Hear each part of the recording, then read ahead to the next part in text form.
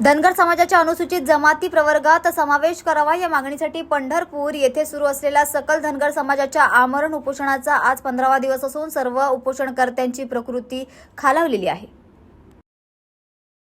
धनगर समाजाच्या आरक्षण संदर्भात विविध मागण्यांसाठी नागपूर सुरत महामार्गावर धनगर समाजाचा रास्ता रोको आंदोलन करण्यात आले। ग्रामपंचायतीचे सरपंच उपसरपंच यांचे मानधन दुप्पट केले आहे अशी माहिती एकनाथ शिंदे यांनी दिली आहे।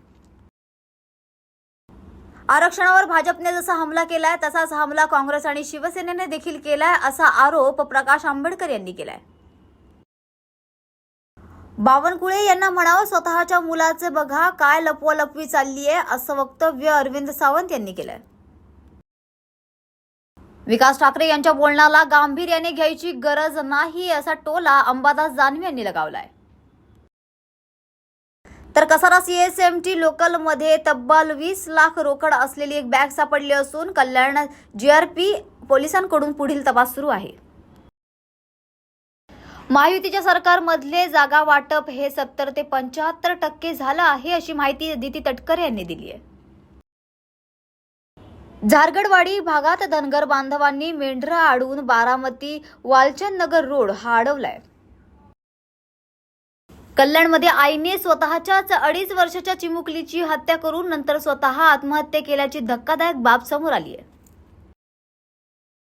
21 तारखेला धारावीत सरकारी कर्मचाऱ्यांवर हल्ले केले यामागचा मास्टरमाइंड कोण आहे असा सवाल किरीट सोमय्या यांनी उपस्थित केलाय। उद्धव ठाकरेंना बाहेर काढायचा प्रयत्न काँग्रेस करते असं वक्तव्य चंद्रशेखर बावनकुळे यांनी केलंय।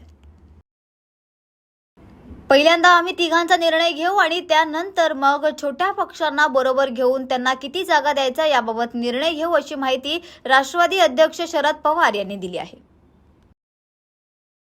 अमरावती जिल्ह्यातील मेळघाट येथील धारणी ते परतवाडा या मार्गावर सेमाढो गावाजवळ खासगी बस चालकाचे नियंत्रण सुटल्याने सदर बस ही पुलाच्या खाली कोसळल्याने भीषण अपघात झालाय। तर या अपघातामध्ये 40 प्रवासी गंभीर असून 4 प्रवाशांचा मृत्यू झालाय।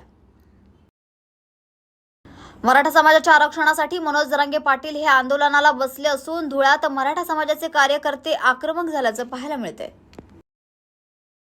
शासन दखल घेत नसल्यामुळे आज हदगाव तालुक्याच्या वतीने सकल मराठा समाजाकडून हदगाव बंदची हाक देण्यात आली तर त्या बंदला सर्वच व्यापारी बांधवांनी प्रतिसाद देत हदगाव बंद ठेवलाय। धनगर समाजाला एसटी प्रवर्गातून आरक्षण मिळण्यासाठी गेल्या 14 दिवसांपासून पंढरपुरात धनगर समाज बांधव उपोषणास बसले होते तर आज गोपीचंद पडळकर यांच्या प्रमुख उपस्थितीत हे आंदोलन पार पडले। मुख्यमंत्री पदावर आज काहीच बोलणार नाही याविषयी आम्हाला वाद करायचा नाही अशी प्रतिक्रिया बाळासाहेब थोरात यांनी दिली आहे। निवडणुकीच्या निकालानंतर मुख्यमंत्री पदाबाबत एकत्र चर्चा करू असं वक्तव्य नाना पटोले यांनी केलंय। माजी आमदार दिलीप कुमार सानंदांनी प्रथमच आपली भूमिका स्पष्ट केली असून विधानसभा लढवणारच असा दावा त्यांनी यावेळी केलाय। शरद पवार यांनी माजी आमदार कैलासवासी नाना जोशी यांच्या कुटुंबियांची भेट घेतली आहे। सांगलीच्या शिराळा बस स्थानक शेजारी दुर्मिळ आणि जगातील सर्वात मोठ्या पतंगांपैकी एक असलेलं ॲटलॉस मॉथ हे पतंग सापडलंय।